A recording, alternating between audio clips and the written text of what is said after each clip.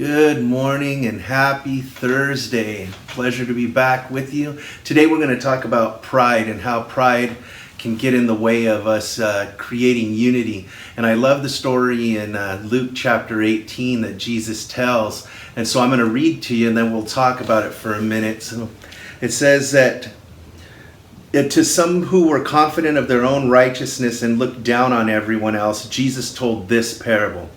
2 men went up to the temple to pray, one a Pharisee and the other a tax collector. The Pharisee stood by himself and prayed, God, I thank you that I am not like other people, robbers, evildoers, adulterers, or even like this tax collector. I fast twice a week and give 1/10 of all I get. But the tax collector stood at a distance. He couldn't even look up to heaven, but he beat his breast and said, God, have mercy on me. I am a sinner. I tell you that this man, rather than the other, went home justified before God.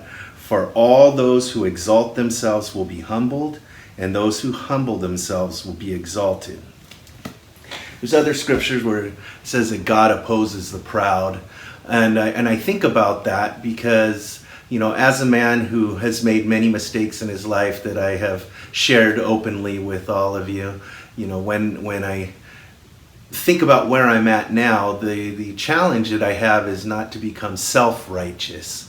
Say that again. It's not to become self-righteous because it's only by the grace of God that I'm even here.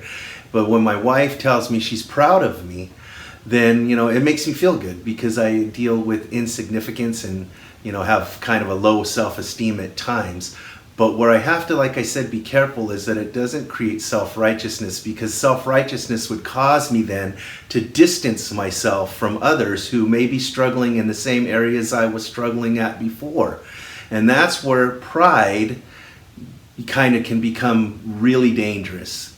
We have pride groups, that are violent groups. And we won't really get into that, but the whole meaning of those is to set yourself above a different group or a different population. And sometimes in our self-righteousness, it says, since I'm no longer there, I'm no longer going to associate with them. And that kind of puts you on a higher pedestal. And how are we going to create unity if we're no longer to be among the sick who need Jesus? So be careful.